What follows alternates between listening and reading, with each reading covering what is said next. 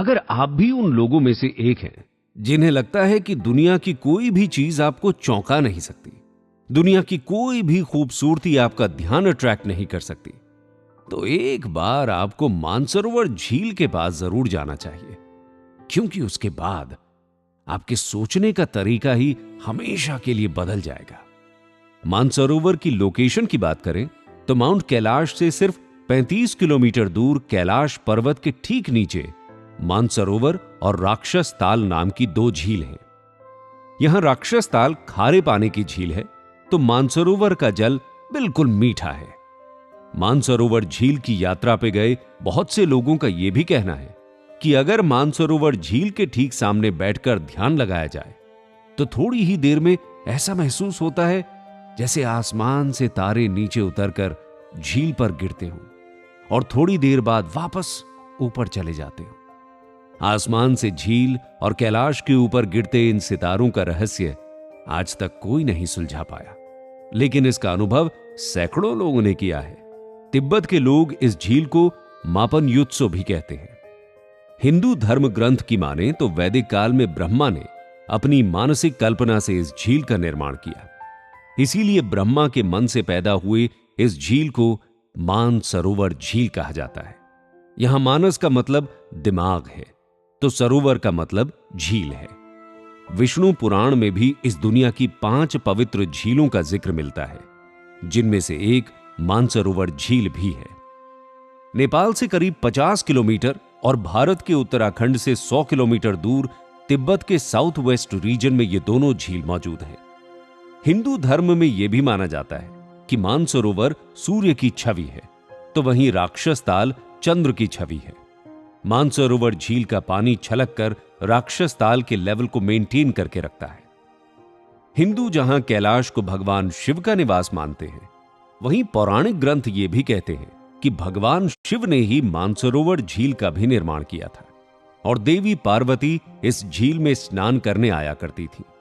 पौराणिक मान्यता यह भी कहती है कि आज भी इस झील के आसपास भगवान शिव और पार्वती घूमने आते हैं, इसलिए झील को सबसे पवित्र झील माना जाता है। भले ही आज इसमें डुबकी लगाने में प्रतिबंध चाइना के द्वारा लगा दिया गया हो, लेकिन पौराणिक मान्यताएं कहती हैं कि मानसरोवर में डुबकी लगाने और इसका पानी पीने वाले लोगों के सारे पाप खत्म हो जाते हैं। बौन रिलीजन में भी इस झील को बहुत पवित्र माना जाता है। बौद्ध ग्रंथों में भी इस झील का जिक्र मिलता है। वहीं जैन धर्म के लोग मानते हैं कि उनके पहले तीर्थंकर ऋषभदेव ने इस झील को बनाया था और इसी के पास उन्हें निर्वाण मिला था। जैन तीर्थंकरों की भी बहुत सी कहानियां मानसरोवर झील से जुड़ी हुई हैं। मानसरोवर भी कैलाश की तरह बहुत मिस्टीरियस माना जाता है। जहां जाने वाले लोग बताते हैं कि इस झील के सामने आते ही कई लोगों की आंखों से आंसू बहने लगते हैं, अपने आप ही आंखें भर आती हैं, इमोशंस उछल उछल कर बाहर आने लगते हैं। ऐसा लगता है जैसे मन अंदर से पवित्र हो गया हो। एक अजीब सा अट्रैक्शन इस झील की तरफ महसूस होता है। मानसरोवर झील की पवित्र यात्रा पर गए लोगों का यह भी कहना है कि अगर आप पूर्णिमा के दिन मानसरोवर के किनारे पहुंच जाते हैं तो आपको इसकी खूबसूरत कई गुना ज्यादा दिखाई देती है। साथ ही इसमें डुबकी लगाने और इसे देखने का सबसे अच्छा समय ब्रह्म मुहूर्त माना जाता है। सुबह 3 बजे से लेकर 4 बजे के बीच अगर आप इस झील के किनारे पहुंचते हैं तो यह झील आपको समुद्र की तरह दिखाई देती है। ऐसा लगता है जैसे आप किसी सी बीच के किनारे बैठे हो, जहां झील का पानी और आसमान से उतरते बादल एक दूसरे को छू रहे हों। हिंदू पौराणिक मान्यताओं के अनुसार भी मानसरोवर झील को क्षीर सागर भी कहा गया है। माना यह भी जाता है कि इसी झील के नीचे शायद शेषनाग या फिर भगवान शिव के गले का हार वासुकी भी हो सकता है। इस झील के आसपास आपको कोई पेड़, कोई बड़ी घास, फूल कुछ भी दिखाई नहीं देते।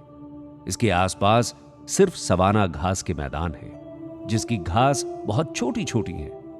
आसपास के लोगों का यह भी कहना है कि यह झील और इसके आसपास का टेम्परेचर बहुत जल्दी बदलता है।